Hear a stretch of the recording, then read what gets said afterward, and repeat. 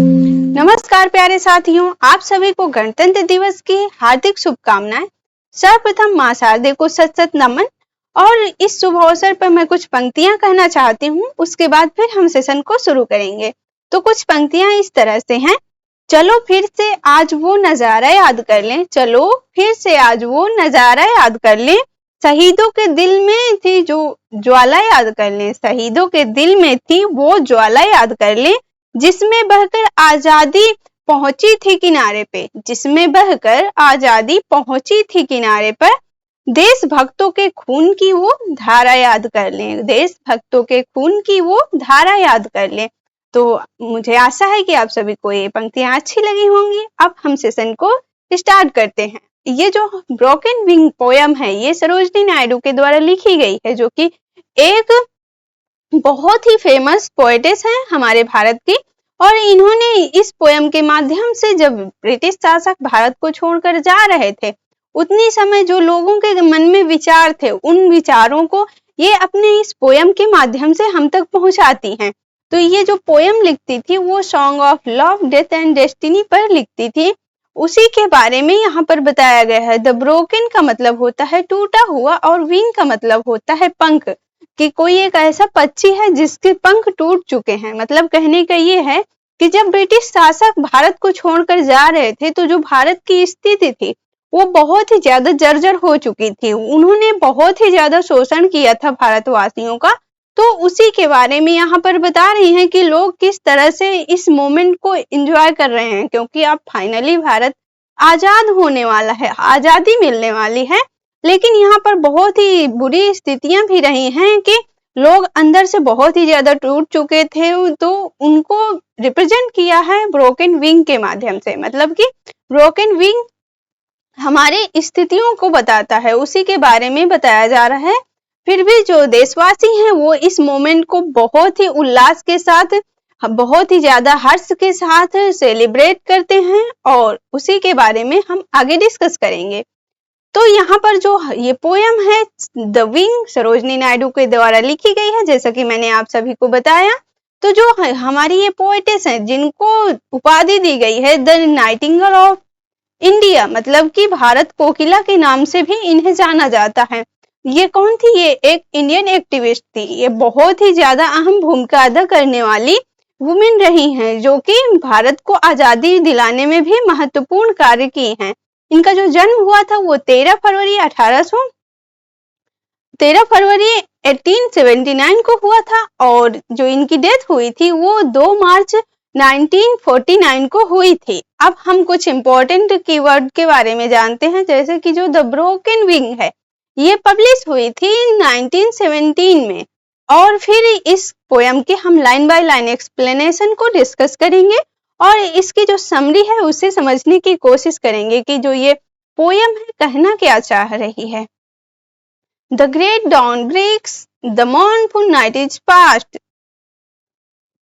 तो दोस्तों यहाँ पर ये पोयम का कहने का अर्थ है कि वो दिन आ गया है, मतलब कि वो भोर आ चुकी है, वो ग्रेट भोर आ चुकी है। The mournful night is past, और जो वो दुख भरी रात थी वो गुजर चुकी है। कहने का ये मतलब है कि वो दिन आ चुका है जब ब्रिटिश शासक जो थे वो भारत को छोड़कर जा रहे हैं, और वो दुख भरी रात भी अब गुजर जाएगी, वो चली गई है। अंततः वो फाइनली दिन आ गया है भारत में।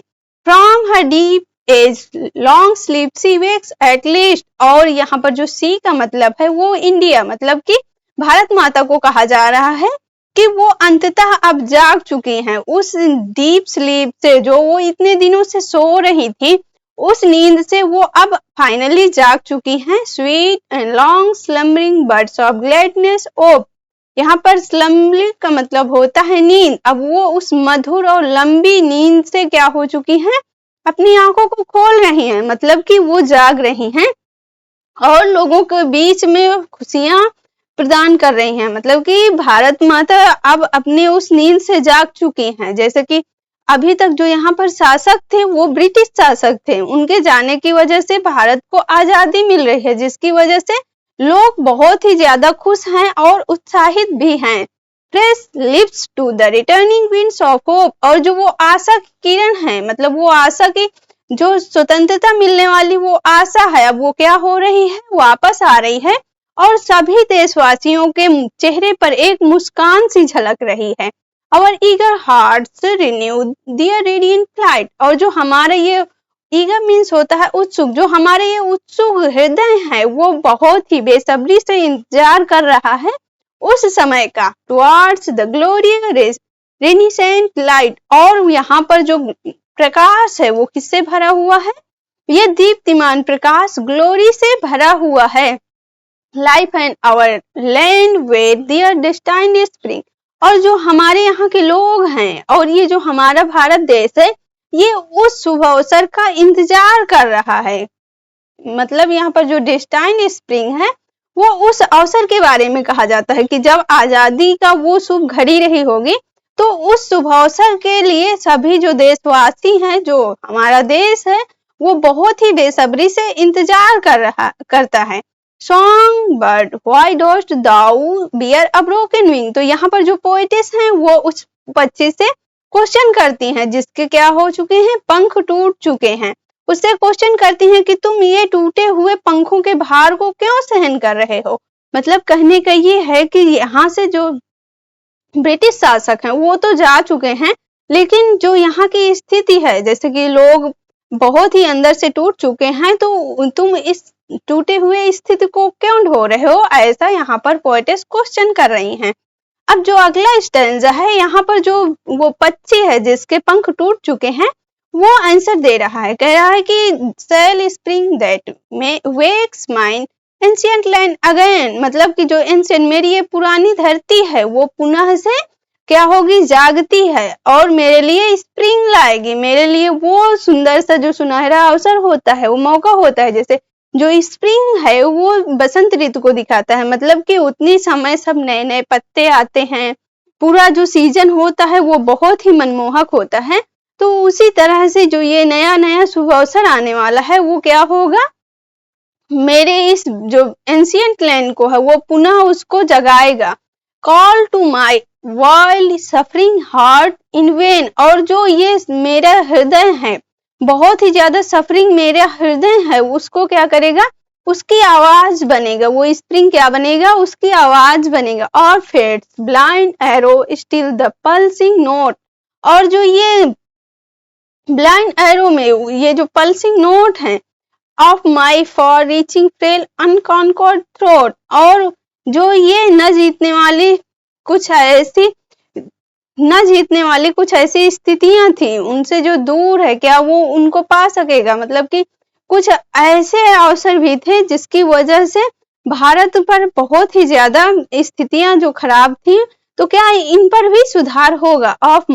अब यहाँ पर जो अगली लाइन है वहां पर कह रहे हैं, a weak bleeding pinion don't or tire my flight to the high realms of my desire. तो यहाँ पर जो मेरे डिजायर हैं, मेरे हाई मतलब मेरे जो उच्च ये क्षेत्र में जो मेरे विचार हैं, क्या इनको भी वो उड़ाएगा, मतलब कि उनको भी पूरा करेगा। क्योंकि मैं तो बहुत ही ज्यादा वीक हो चुका हूँ, जो स्थिति है मेरी वो बहुत ही ज्यादा थकाने वाली है। जो वो पक्षी है वो खुद को बता रहा है, रिप्रेजेंट कर रहा है कि मेरी स्थितियां बहुत ही ज्यादा वीक हो चुकी हैं और मैं बहुत ही ज्यादा थक चुका हूँ। तो क्या ये जो नया स्प्रिंग आएगा वो मेरे इन डिजायर को भी पूरा करेगा। बिहोल्ड। अब यहाँ पर जो दो लास्ट की लाइनें हैं वहां पर ये जो पक्षी है वो कह रहा है कि देखो, I rise to meet the destined spring. मैं इस डेस्टाइन्ड स्प्रिंग से मिलकर उड़ूंगा, मतलब कि मैं इस अवसर से मिलूंगा और इसको सेलिब्रेट भी करूंगा। And scale the stars upon my broken wing. और मैं अपने इन टूटे हुए पंखों से उसके जो ये स्टार्स हैं, मतलब कि जब मैं आकाश में ऊंचाइयों में उड़ूंगा तो मैं इसे अपने इन टूटे हुए पंखों से क्या करूंगा, स्केल करूंगा, नापूंगा। मतलब कहने का ये है कि भले ही कितनी ही ज्यादा स्थितियां बुरी हों, लेकिन हम अपनी इस आजादी को बहुत सी उत्साह और हर्ष से सेलिब्रेट करेंगे, बहुत ही हर्ष से इसे मनाएंगे। तो यहाँ पर पोएटिस यही बताना चाहती हैं कि लोग बहुत ही ज्यादा उत्सुक थे कि हमारे देश को आजादी मिल रही, फाइनली हमारा जो देश है वो आजाद हो रहा है। तो दोस्तों आप सभी को वीडियो पसंद आई हो तो सभी लोग चैनल को सब्सक्राइब करें, वीडियो को भी लाइक करें और ज्यादा से ज्यादा शेयर करें। आज के लिए बस इतना ही। जय हिंद।